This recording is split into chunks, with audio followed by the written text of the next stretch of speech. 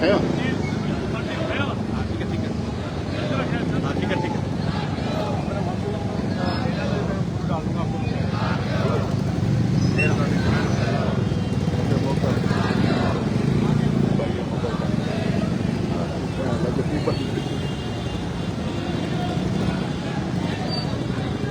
ये असां press club Hyderabad में गॾु आहियूं भाई साहब कोस्तानी तरफ़ां शर्जिला अंजलि जे असांजी सरगवासन ज्योति बाई जे लाइ ऐं असांजी लेडीज़ असांजे जेंट्स भाई साहब कोस्तान जे सॾ हैदराबाद में गॾु आहियूं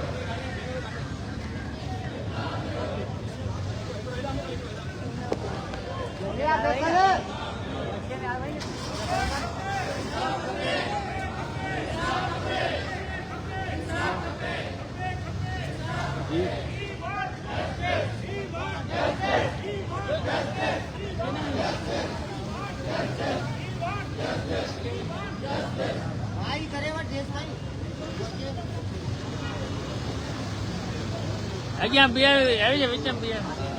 अच्छा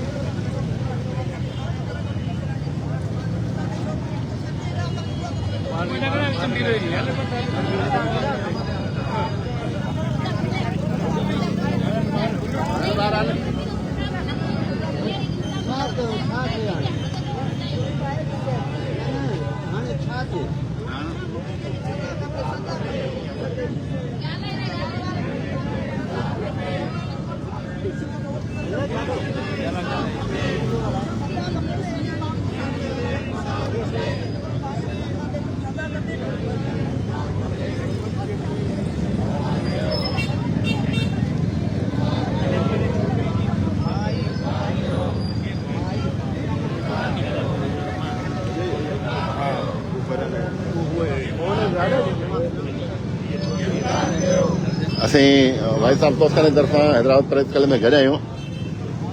ॾियण में जेको हले पियो ही छा तव्हां छा थो महसूसु थिए छा जे लाइ घटि गॾु करे थियो असल में असांजो जहिड़ो की बरतरी कोन्हे हिकिड़ी सोच असीं जहिड़ो आहे जेका सोच चाहे थी त औरत खे माना असीं डिप्रेस करे रखूं औरत खे असीं अहमियत न था ॾियूं असां सोच सां जहिड़ो आहे उहा सोच में भले मुकेश आयो मर्द पेसूमल जंहिं घरेलू तशदुद में पंहिंजी ज़ाल खे मारियो असीं जेके बि घरेलू तशदुद कनि था ख़ासि करे औरत ते ऐं औरत खे सम्झनि था त हीअ असांजे लाइ का अहमियत न आहे ऐं असांजो उन सोच ख़िलाफ़ु जहिड़ो न कंहिं माना पर्टिकुलर शेर सां सोच सां नाले सां असीं चऊं था त मुकेश कुमार ॾोह कयो ऐं हिनखे ॾोह जी सज़ा मिली कानून जेको बि सज़ा ॾे असीं कानून जी हर ॻाल्हि खे मञी ऐं असांखे पाकिस्तान जे अदिला ते वधि में वधि भरोसो आहे त जेको फ़ैसिलो कंदो अॻिते सचो असांजे नंढड़ा ॿार नंढियूं नियाणियूं ऐं रोंदे रोंदे ॾिठियूं असां कठोर एॾा कोन आहियूं जो असीं हिननि खे इंसाफ़ न ॾियारे सघूं ऐं मूंखे खिमजंदी वॉक जी तरफ़ां तव्हां जेका श्रद्धांजलि पेश कई वई आहे तव्हां छा था मूंखे हिन जे नियाणीअ जे बारे में छा था चवणु चाहियो पहिरीं त महिरबानी वोक वारनि जो असांजो समाजी इदारो पाकिस्तान जो जिन तमामु सुठो श्रद्धांजलि प्रोग्राम ठाहियो अथनि हैदराबाद प्रेस क्लब ते अॼु तक़रीबन मुंहिंजा हिंदू बिरादरी पाकिस्तान जी टोटल थी पई जीअं ॿार बचा लेडीज़ वठी आहिनि वॾी सभिनी महिरबानी हिकिड़ो ज़ुल्म जे ख़िलाफ़ु आवाज़ आहे ज़ुल्म थियो आहे असांजी नियाणीअ खे तशदुद करे मारियो वियो आहे जेको केस त कोर्ट में पर असीं चाहियूं था कोर्ट खां इंसाफ़ था घुरूं अॼु जेका बिरादरी फिल सोसाइटी वकील बिरादरी टोटल जेके बि असांजी कम्यूनिटी जा दोस्त आयल आहिनि जेके फैमिलीज़ आयल आहिनि उन्हनि खे इहो इंसाफ़ थो खपे जेके हुननि जूं ज़मानतूं कचियूं थियल आहिनि असीं चऊं था उहा कची ज़मानत ज़ब्त करे हुनखे इंसाफ़ जे कटेरे में आंदो वञे हुनखे जेल जे सलाखनि जे पोइ आंदो वञे जीअं हुनखे कड़ी कड़ी सज़ा ॾिनी वञे जीअं इहो मैसेज असांजे कोस्तान पूरी सिंध पर पूरे पाकिस्तान में वञे त कंहिं औरत ते तशदुद जो नतीजो छा आहे असीं उन आवाज़ खणी आया आहियूं त औरत ते तशदुद छो थो कयो वञे उहो तशदुद जीअं बि कयो आहे उनखे सज़ा मिलणु खपे ऐं असीं चऊं त अहिड़ी सज़ा मिले अहिड़े कैफ़े किरदार ताईं हू पुॼनि किरदार ताईं जीअं आईंदा कंहिंखे अहिड़ी ज़रूरत न थिए असांजे कोहिस्तान में ही पहिरियों वाक़ियो थियो जंहिंजी असीं पुरज़ोर लफ़्ज़नि में मुदबत कयूं था तव्हांजे तरफ़ सां असीं इहो आवाज़ या पुकार असीं इहा अपील अहिड़ा इक़्तिदार ऐं धड़नि खे कयूं था चीफ जस्टिस आबक खतान IG सिंध वज़ीर आला सिंध खां मुतालबो कयूं त इंसाफ़ ॾिनो वञे हुन क़ातिल खे कहिड़े में कहिड़ी सज़ा ॾिनी वञे महिरबानी डॉक्टर चेतनमल भाई साहब कोस्तानी समाज जो गजल आवाज़ है जो मुसलसल सदाई कोस्तान में थींदड़ ज़ुल्म ॾाढ जे ख़िलाफ़ गजल आवाज़ उठायूं था हीअ आवाज़ औरत जे मथां ज़ुल्म जो आहे हिकु मुल्क जे पारां थियल तशदुद जो निशान आहे ही असांजे मुस्तक़बिल जी वाट पियो तइ करे त असांजो मर्द कहिड़े पासे पियो वञे औरत खे छा था सम्झनि औरत बि उहा ई इंसान जेनोटिकली सभु शयूं साॻियूं आहिनि जिन्स अलॻि आहे असीं उन्हनि जे मथां वेही तशदुद कयूं पंहिंजा माइट सभु छॾे अचे मर्द वेही तशदुद कंदो हुजे ऐं हुनखे मारे फिटो कयो हुनजे लाश खे माइटनि जे अॻियां उछलाए वञे उन ज़ुल्म जे ख़िलाफ़ अॼु भाई साहब कोस्तान सॼे कोस्तान खे गॾु कयो हीउ कोस्तान जो इज्तमाही एहतजाज आहे थैंक यू असांजे वटवाणी परिवार जेकी नियाणी हुन असांखे ॾाढो थिए सम्झो ॾाढो इलाज मिले उनखे मुंहिंजी भाइटी थिए असांजी नियाणी सां वॾो ज़ुल्म थियो आहे 15 साल में नियाणी खे साल एॾो तशदुद कयो आहे मुंहिंजे घोट मुकेश कुमार पीउ पेसूमल दिलत छोकिरी जो माउ ऐं भेण हर टे में उन तशदुद कयो आहे पर नियाणी पंहिंजा सूर खाई वई असां माटे में कुझु न ॿुधाई त मूंखे तकलीफ़ थिए पई मां सूर मरी वठो ज़ुल्म कयो पछाड़ी में निकिरी गई उहो तमामु बेहोश हलंदे में असां माटे घर छॾे हलिया विया कोई इलाज न करायूं असीं इहो बुज़ो गुज़ार कयूं था हुनखे कड़ी खां कड़ी सज़ा ॾिनी हुन मुकेश कुमार जे 302 जो केस दाख़िल आहे हुनजी सज़ा जेका बिल हले पई उहा बिल ख़तमु करे तुर्त फौरन उन्हनि खे गिरफ़्तार करे कड़ी कड़ी सज़ा जेके कांजाणे असल में छा आहे जो रवायत कई आहे असांजे दोस्तान जी इहा रवायत हाणे जेको मुकेश कुमार कातिल जो तमामु किरियल कमु कयो आहे ऐं कंहिं बि औरत ते हथ खणी बुज़दिल करण जो कमु आहे की उहो इंसान इहा कमु नथो करे इंसान किरियल हरकत कई आहे की भई सां इंसाफ़ थियणु घुरिजे ऐं मुकेश कुमार जी ज़ुबान ते हथु करे अदालत जे कटोरे में ईंदो वञे ऐं कानून जे मुताबिक़ सज़ा ॾिनी वञे थैंक यू तव्हां ॾिसो असां वटि कोस्तानी टंड मोहम्मद खान टंड ओलार हैदराबाद जे आस पास मीरपुर ख़ासि मां माण्हू आया आहिनि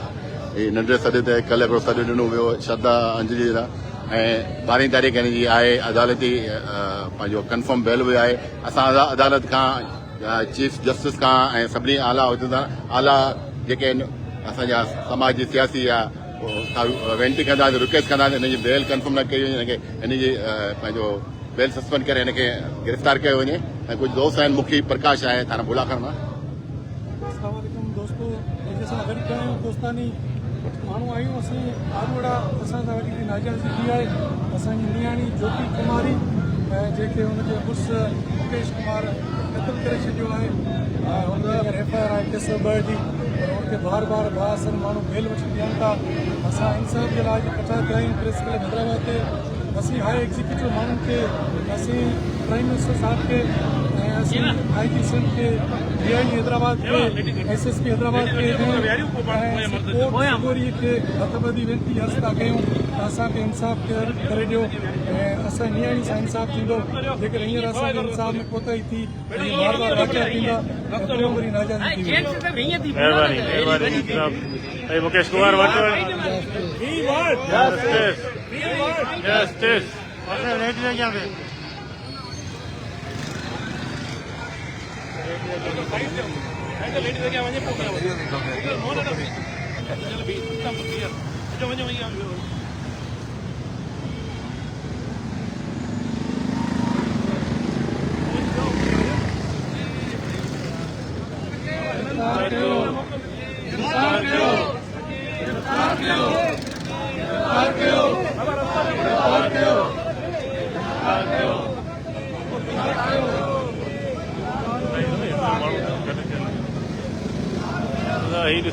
सिंध जे कुंड कुछ मां माण्हू जमा थी विया आहिनि। डिस्ट्रिक्ट टंडोइला, टणो मोहम्मद खान, ठट्टा, सिजावल, बदीन, हैदराबाद, कराची। मुकेश कुमार, तव्हां पंहिंजो मौक़िफ़ ॾियो। गॾु थियल माण्हू सिर्फ़ु असां पंहिंजी नियाणी ज्योतिबाई जेका बेज़ती सां क़तल कई वई आहे, जंहिंजे बर में असांजे माहौल में असां माउ खां पीउ खां वधीक को जेकी इज़त ॾींदा आहियूं उहा घर वारे खे ॾींदा आहियूं। ऐं घर वारो अहिड़ो वेशी निकिरे हुनजो ई खुलियो हिकिड़ो ॾिसो पिया त जंहिं नियाणी खे पंहिंजे मुड़ुसु क़तल कयो आहे ऐं पंहिंजी नियाणी जे अॻियां माना धीउ जे अॻियां हुनखे कड़ी की कड़ी सज़ा ॾिनी वञे ऐं अहिड़ी सज़ा ॾिनी वञे जेकी असांजे समाज लाइ हिकु माना सुठो सबक़ु हुजे ऐं ॿिए वारे कंहिं बि इहो करण जी कोताही न करे। Thank U.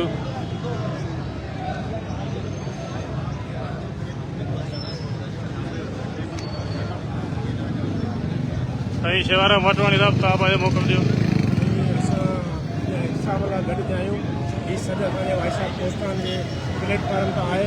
जीअं असांजी नियाणी इंसाफ़ थिए ऐं जेकी बि ज़मानतूं थियल उहे रद्द कयूं वञनि। असां अहिड़ा अमलदारनि खां या हिकिड़ी गुज़ारिश था कयूं, हथ ॿधी वेनिती था कयूं त इहा ज़मानत रद्द कई वञे जंहिंजी 12 तारीख़ रखियल आहे। Thank U very much.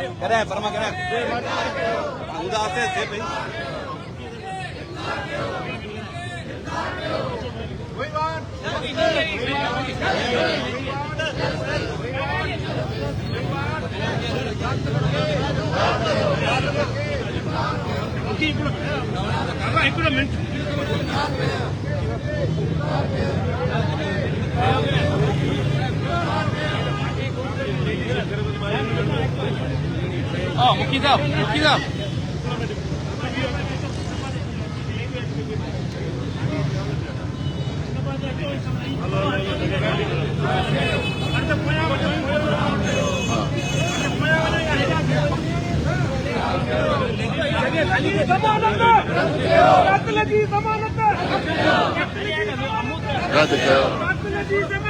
रद्द कयो हाँ करो किसी ने हलो थोरो एॾे हलो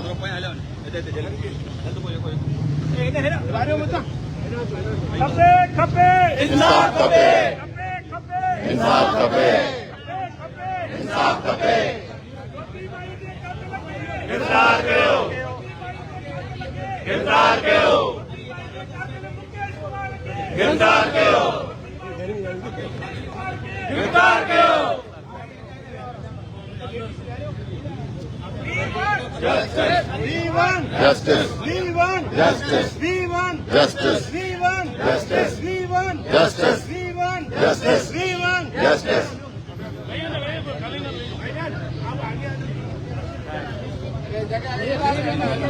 मोह हेॾा करो हेॾा करो हेॾा के हेॾा हेॾा हिन पासे जा हाँ सही सही वियो हेॾा हेॾा हेॾा हेॾा था कयूं ओके ओके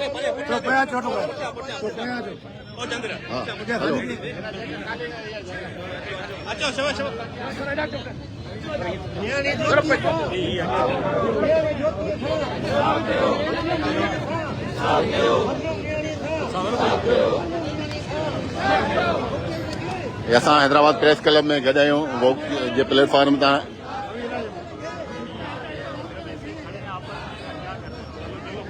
सही सही सेवा सही है पानी ॾिनो सभिनी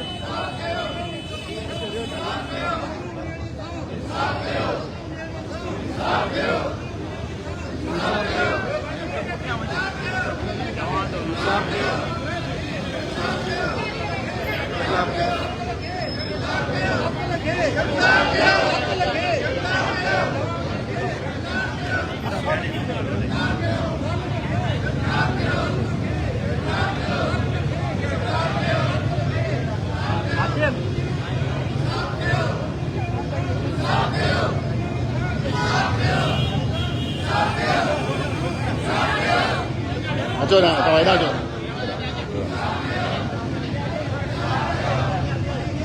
अचो पुटु हेॾा तव्हां हेॾा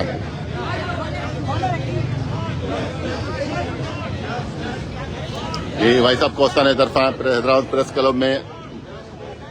ज्योति कुमार जो खून ख़ामोश छो गुज़री वेंदो या समाज जा ज़मीर जागंदा अखियुनि में सपना तक़दीर में तकलीफ़ूं विरी न जेसिताईं साह हो सिर्फ़ सहंदी रहंदी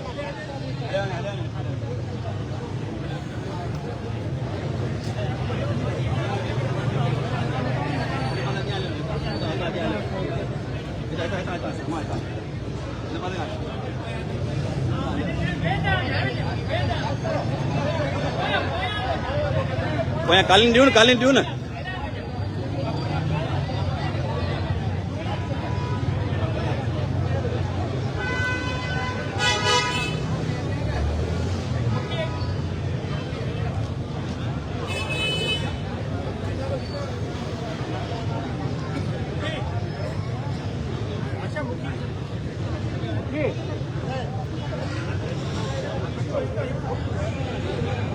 घुराए अचे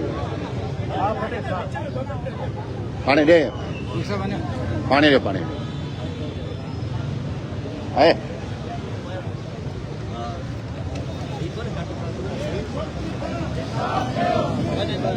गिरफ़्तार कयो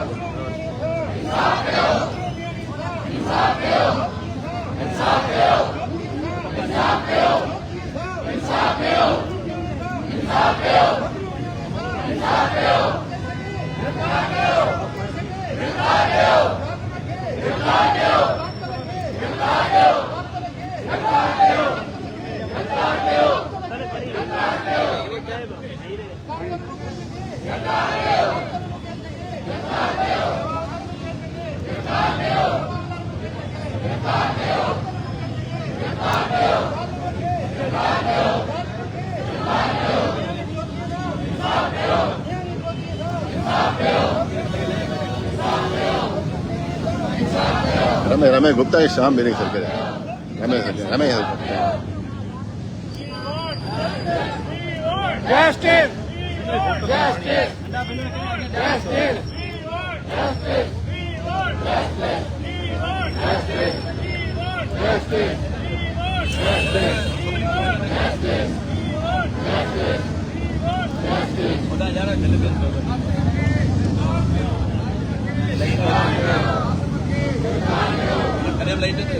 कंजो शाम है डॉक्टर विष्णु सर करे हलिया रमेश भाई साहब कोस्ताने जी प्लेटफॉर्म ते जो एहतजाज हले पियो ज्योति कुमारी जे बारे में तव्हां छा हुन जे बारे में चवंदो चवां थो त जेको मर्डर थियो आहे कंदोलायर में तमामु अफ़सोसनाक जेतिरो दुख आहे इन जी हाणे तकाज़ इहा ई आहे त कोर्ट खे जेका ज़मानत लॻल आहे उहा ज़मानत ऐं असांजी जेका जुडिशियल ॾिसणु घुरिजे जीअं ज़मानत रद्द थिए हीअ जेके सभु माण्हू गॾु थिया आहिनि उन्हनि जो हिकिड़ो ई मक़सदु आहे त ज़मानत रद्द थिए हिन महिल केतिरियूं छोकिरियूं हूंदियूं हिन महिल केतिरियूं छोकिरियूं हूंदियूं जेके अञा बि अंडर टार्चर हूंदियूं माना सम्झी बि आहे हिनजे करे इन जी तकाज़ इहा ई आहे त कोर्ट असांखे रिलीफ ॾिए माना कोर्ट रिलीफ ॾेई उनखे इहो मैसेज ॾिए त औरतुनि जे हवाले सां टार्चर थिए पियो जेको बि अलॻि इंसिडेंट थियो हाणे दोबारा रिपीट न थियनि तकाज़ा इहा ई आहे त माना मेरिट्स खे साम्हूं रखंदे बेल खे ॾिसणु थैंक यू असांजो थाने बुलाखान जो मौजूद पंचायत मेंबर आहे डॉक्टर विष्णुमल डॉक्टर तव्हां छा चवंदव हिन जेको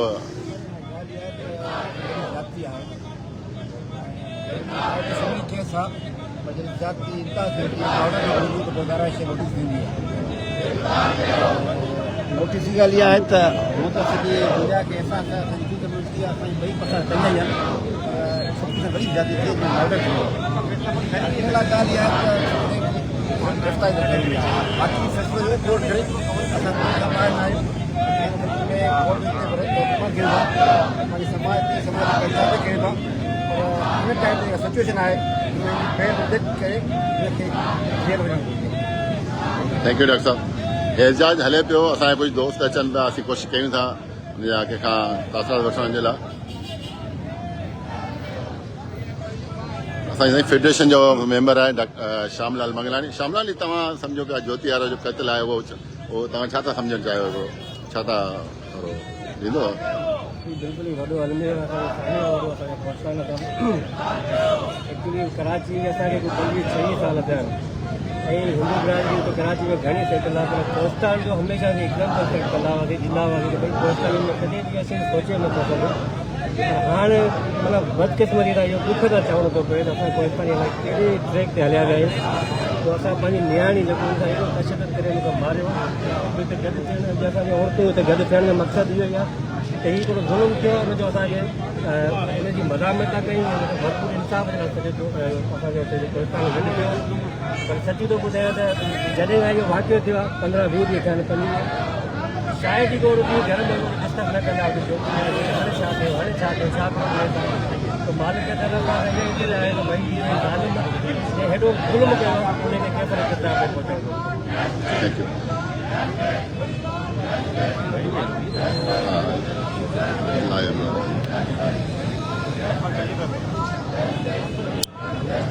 ऐं असां वटि कोस्तान में असीं जेका आहे कोशिशि आहे त असांजी जेका नोह आहे असीं हुनखे पंहिंजी धीअ करे सम्झूं था ऐं उहा नोह पंहिंजे सहुरे खे कोशिशि में 100% पंहिंजो पीउ सम्झे थी पर हीअ कॾहिं कॾहिं हीअ वाक़िया थी था वञनि त असांजे लाइ माना हिकिड़ो दाग़ लॻाए थो वञे हिकिड़ो हीअ असांजे लाइ हिकिड़ो अहिड़ो दाग़ आहे जेको असां हुनखे मिटाइण में असांखे इलाही टाइम लॻंदो ऐं हीअ सॼी कोस्तानी कम्यूनिटी तव्हां ॾिसो सॼी कोस्तानी कम्यूनिटी गॾु आहे ऐं हिन एहतजाज में हिन नियाणी खे इंसाफ़ ॾियारण जे लाइ या अॻियां हली ॿी का ज्योति पैदा न थिए जेको ॿियो कहिड़ो केस न थिए ऐं असांजी वधि में वधि कोशिशि हूंदी जेको मुलज़िम आहे जेको मुकेश कुमार आहे उनखे कड़ी खां कड़ी सज़ा ॾिनी वञे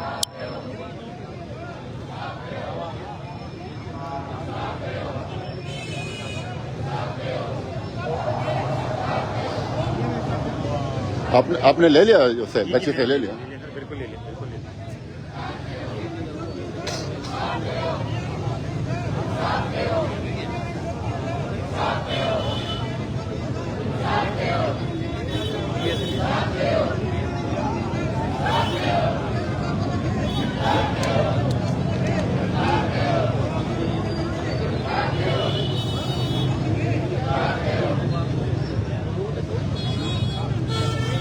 भाई साहब कोस्ताने सां लाइव पियो हले असांजो डॉक्टर पहलाज वाटवाणी असांजे हुन खां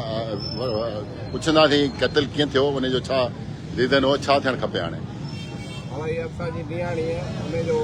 वर मुकेश ठाणो मेमन खान जो रवासी 4 सालनि खां हुनखे तशदुद कंदो पियो अचे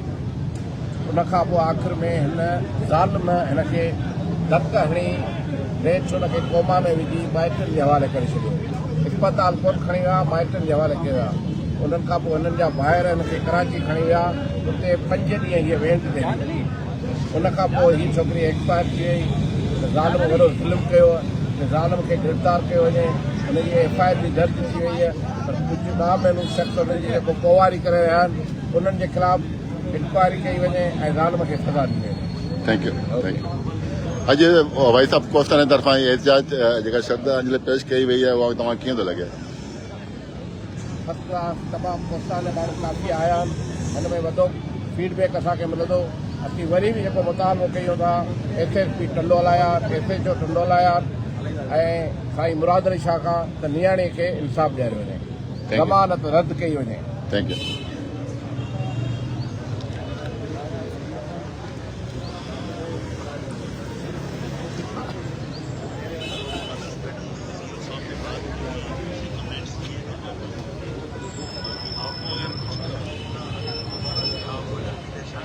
हलिया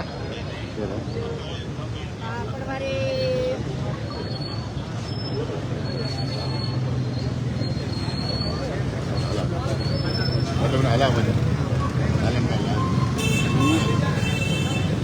دارو من كان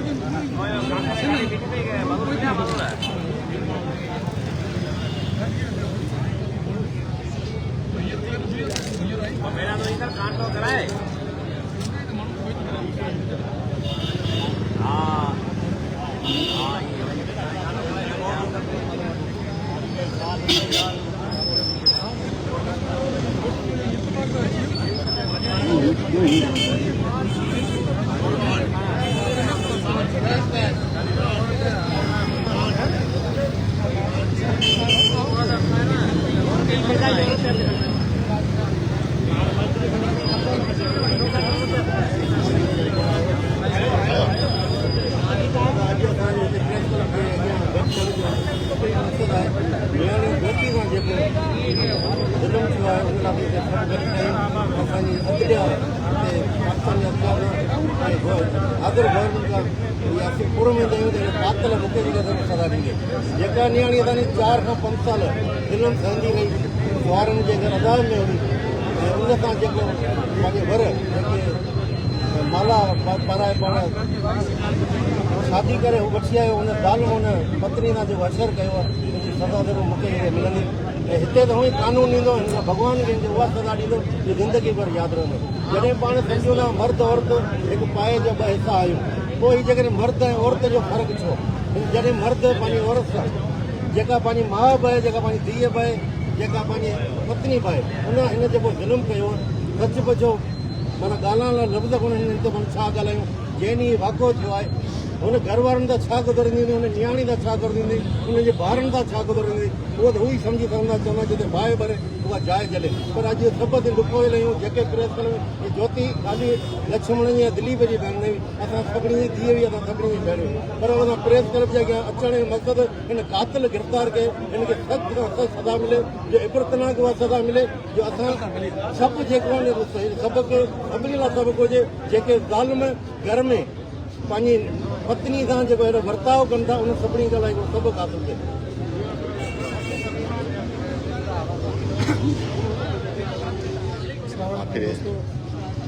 हैदराबाद शहर में हिंदुस्तानी वासी अर्ज़ खणी आया आहियूं असांजी नियाणी बेगुनाह क़तल थी वई आहे ज्योति कुमारी हुनजे मुड़ुस जो नालो कातिल मुकेश कुमार जंहिं ईज़ा ॾेई मारियो इहो असांजे कोस्तान में कॾहिं बि पहिरीं अहिड़ो वाक़ियो न थियो पहिरियों दफ़ो वाक़ियो थियो तमामु दर्दनाक आहे हज़म थियण जहिड़ो न आहे असीं एग्ज़ीक्यूटिव असांजे वज़ीर आज़म असांजे वज़ीर आला सिंध असरफ ज़रदारी साहब बिलाल भुट्टो ज़रदारी साहब असीं IG सिंध DIG हैदराबाद ऐं SSP हैदराबाद सभिनी खे हथ ॿधी वेनती था कयूं अर्ज़ु था कयूं त नियाणी सां इंसाफ़ करायो वञे कातिल ते 302 जो केस आहे जेको हैदराबाद सिटी में क्रिमिनल केस आहे हू बार बार पंहिंजी बेल वठी था वञनि बाअसर माण्हू आहे असीं इंसाफ़ जी घुर था कयूं असीं माण्हू आहियूं त नियाणी सां इंसाफ़ ॾियो वञे जज साहब खे असीं हथ ॿधी वेनती था कयूं अर्ज़ु था कयूं तव्हां स्पेशल पंहिंजी इन्वेस्टिगेशन कराए जेका हाणे FIR आहे 302 जी हुनखे इंसाफ़ जे कटोरे में आणियो तव्हां ॿुधो ऐं असांखे इंसाफ़ ॾियो महिरबानी पाकिस्तान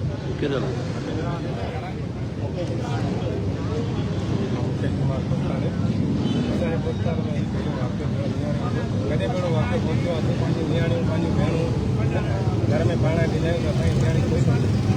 हिन बावजूद जेको असांजी नियाणी सां ज़ुल्म थींदो ॻाल्हाईंदो हुनमें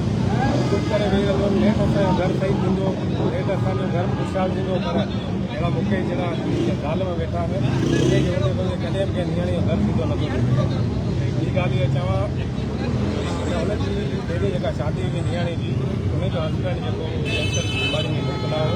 हुन खां पोइ हिननि जे ॿारनि ऐं हिननि जे ॿारनि इहो पुछियो त असीं नियाणी जी ॿी शादी कराए ॾियूं त हीअ नियाणी ख़ुशि हूंदी हुनजी छोकिरी ख़ुशि हूंदी छो जो हू पाण मिडिल क्लास माण्हू हिन जे करे हिननि शादी कराई त हुनजो घर आबाद थिए पर मुकेश कुमार ऐं हुननि जो पूरो परिवार जेको तशदुद सहंदो रहियो हिनखे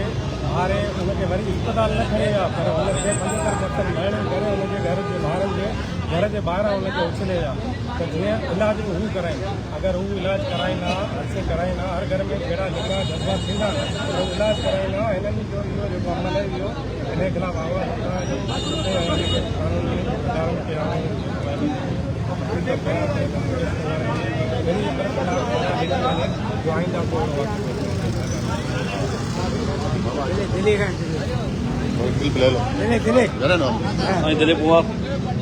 मोहम्मद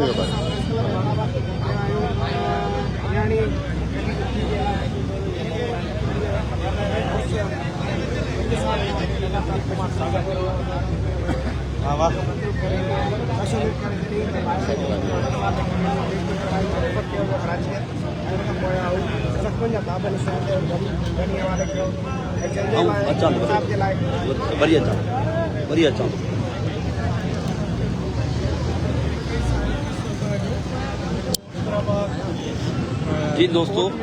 अजी सजे सिंध मां अॼु भाई साहब कोस्तानी सॾ ते ही कोस्तानी बिरादरी सख़्त एहतजाज में आहे ज्योति कुमारी जी महिरबाना क़तल ते अॼु हैदराबाद प्रेस क्लब अॻियां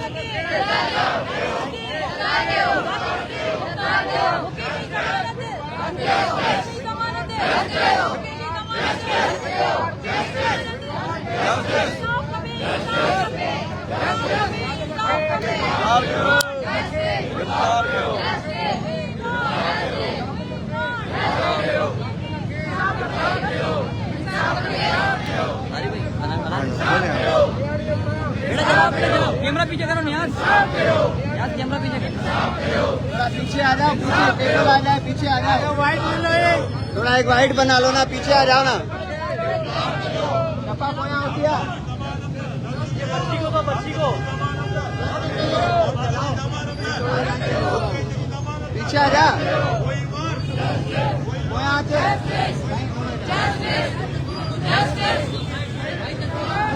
बाबा होना नहीं करिए, पीछे आना, पीछे आना, तस्वीरें क्या क्या साईं साईं 1 मिनट हटी वञो, रुकी 1 मिनट को बारे हटंदे इलाही बरन पियो,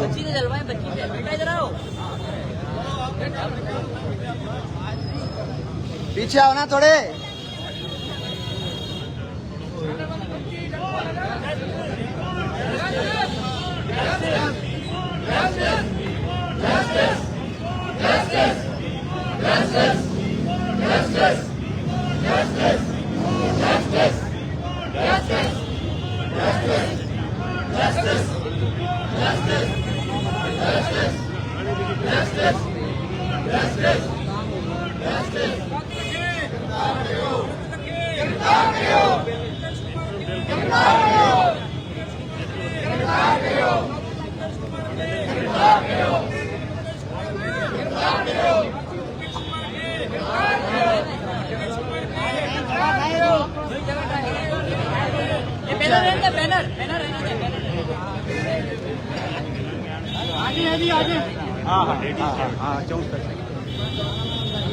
साईं हाणे अचो त लेडीज़ अचे,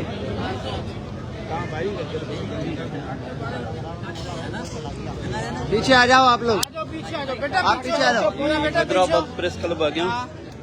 आप पीछे आ जाओ सारे लोग। कुमारी जी आत्मा खे शांति ॾियण लाइ ही मेणबतियूं ॿारे हमदर्दी इज़हार कयो पियो वञे ऐं कातिल खे सवार ॾियण लाइ ही एहतिजाज कयो पियो वञे। चीफ जस्टिस खे अजखुद नोटिस वठी उनखे उनजी ज़मानत रद्द कराए ज्योति जे कातिलनि खे सज़ा ॾियण जो मुतालबो कयो पियो वञे।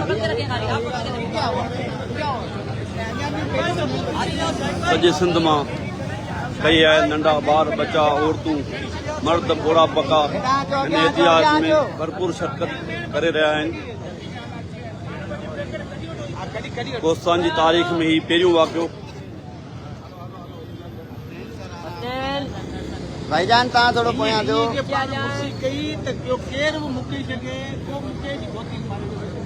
मोबाइल पोयां कर, मोबाइल थोड़ी पोयां कयो,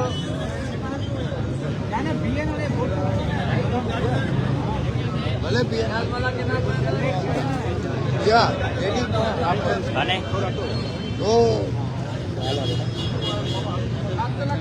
गिरफ्तार कयो, गिरफ्तार कयो, मुकेश कातिल खे गिरफ्तार कयो, गिरफ्तार कयो, गिरफ्तार कयो, गिरफ्तार कयो, दिल खुश थी वियो, गिरफ्तार कयो, गिरफ्तार कयो, गिरफ्तार कयो, गिरफ्तार कयो, गिरफ्तार कयो,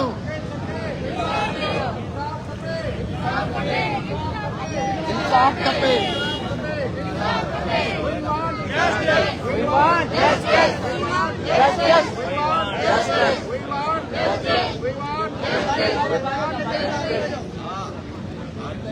उते जान हाणे ते वेठो हुजे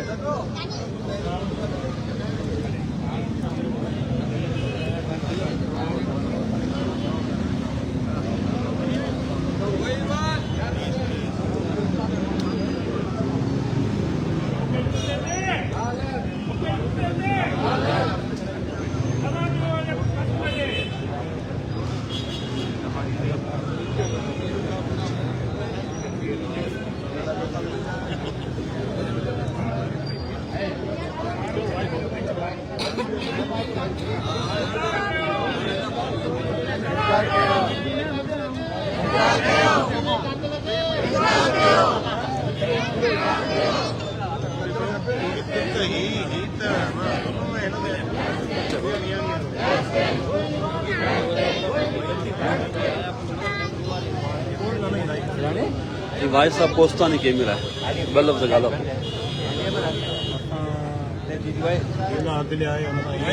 ऐलान कयूं था नियाणी ज्योति खे अॼु खां तक़रीबन 10 ॾींहं पहिरीं क़तल कयो तशदुद करे घर में ख़ामोश क़तल हो ऐं हुनजो जेको कातिल आहे उहो खुलेआम घुमे पियो कची ज़मानत ते अञा हले पियो असांजी इहा ई अपील आहे त हुनजी ज़मानत रद्द करे हुनखे अरेस्ट करे हुनजे खून सां इंसाफ़ कयो वञे ऐं हुनजी नंढड़ी नियाणी जेका यतीम थी वई आहे हुन सां इंसाफ़ कयो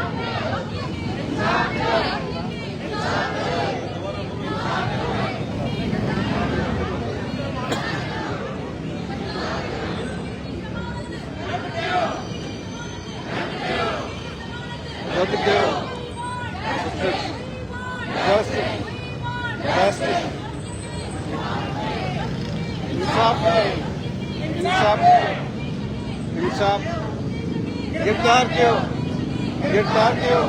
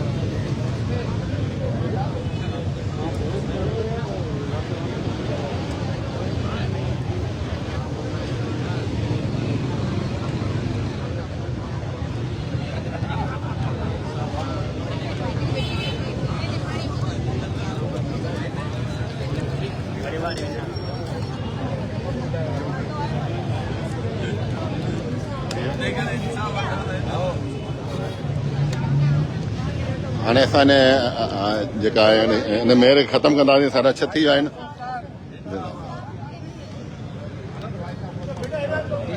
सॼो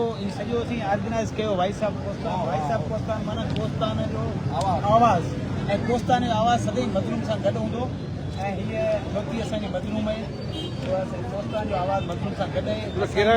सोचे त अॻियां आईंदा हली को बि मुकेश अपनी ज्योति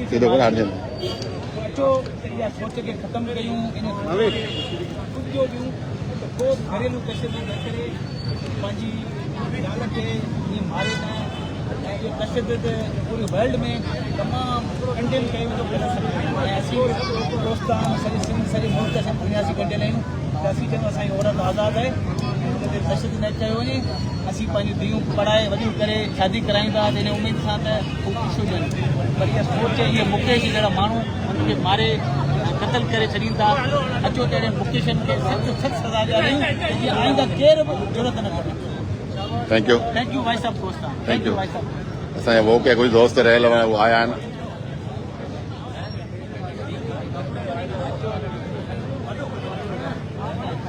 कौन करंदो इहो कौन करंदो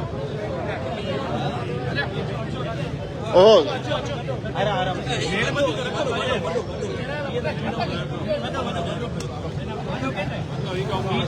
ही पंहिंजो हिन खे बाहि लॻी वेंदी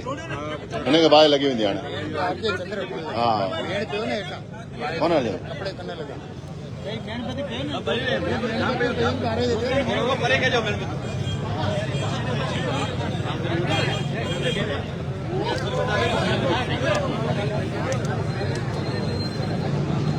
दोस्तनि महिरबानी करे थोरो पोयां थी वञो न भई नारा हणो नारा थोरो हणो पोयां हलिया वञो नारा हणो न बस कलाक थी थोरो थोरो पोयां हलियो पोयां हलियो या थोरो पोयां